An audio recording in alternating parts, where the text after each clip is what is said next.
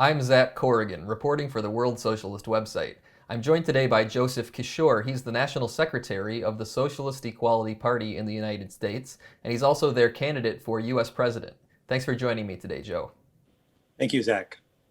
Joe has written an article on today's World Socialist website titled Sanders Endorses Biden, the Political Revolution That Never Was.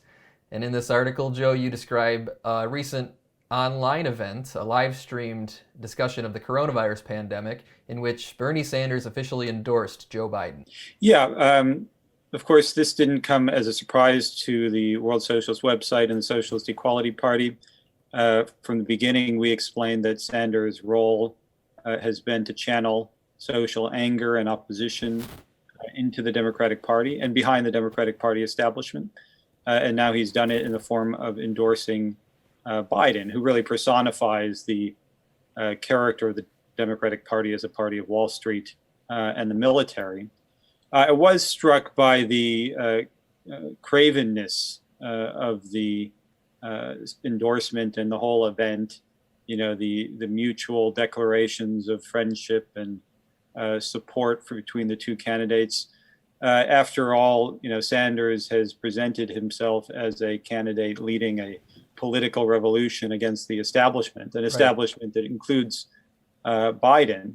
But now at this event, I think he really exposed the real character of his politics, praising Biden to the skies, repeatedly saying that they have very little separating them in terms of their politics and the issues, and that he really is going all out now to fight to promote the Biden campaign. You make the point about the timing in your article. You write that Sanders is completing his integration into the political system as events are demonstrating to millions the bankruptcy of capitalism and the need for real revolutionary change. Yeah, absolutely. I mean, the coronavirus pandemic, I mean, this is exposing capitalism.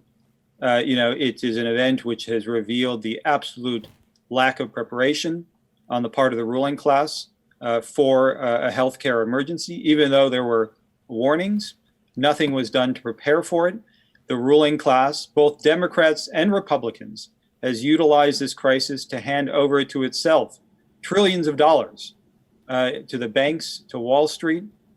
Meanwhile, you know, there is now a concerted campaign to which Biden has recently signed on his name to really push workers back on the job, in spite of the fact that working conditions are unsafe, really requiring or demanding that workers die and put their lives on the risk and the lives of their loved ones in order to resume pumping out profits for Wall Street. If anything demonstrates the reality of capitalism and the need for a revolution, a real revolution, this crisis is it. But it's precisely at this point that Sanders not only is ending his campaign, but is doing so in a way which is really demonstrating that his whole political revolution has an element of real fraud to it. It was about, as we've said, supporting and bolstering, establishing greater credibility for the Democratic Party, one of the two parties of Wall Street in the United States.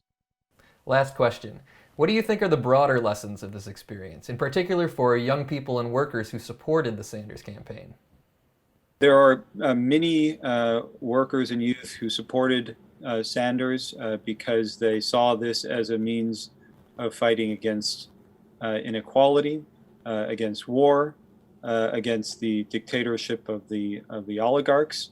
I think what's required is that these workers and youth draw real conclusions from this experience. I would make one point, I think, which is critical, and that is that there's a difference between those who supported Sanders because they were attracted by his stated opposition to inequality, and those who have done so, and we make this point in the article, who promoted him not despite his opportunist politics, but because of them.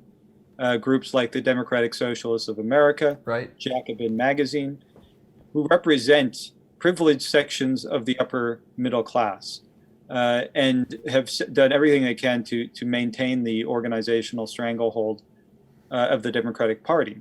And their response to this is to insist that still nothing can be done outside the Democratic Party.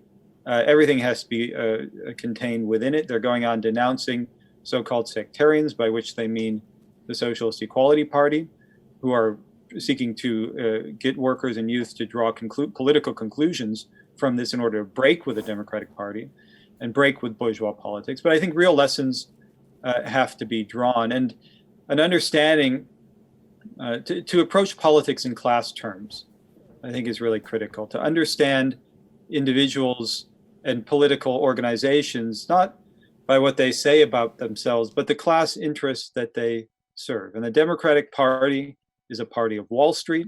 It's a party of the military, based upon more privileged sections of the upper middle class. It has nothing to do any more than the Republicans with the interests of workers. And the working class needs to build its own party that fights for its own interests in the United States and all over the world. Well, thanks for joining us today, Joe.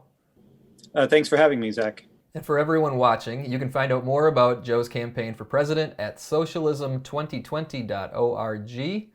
They have a whole program for the working class response to the COVID-19 pandemic and a lot of other interesting material there. That's socialism2020.org. And I'm Zach Corrigan, reporting for the World Socialist website, which is wsws.org.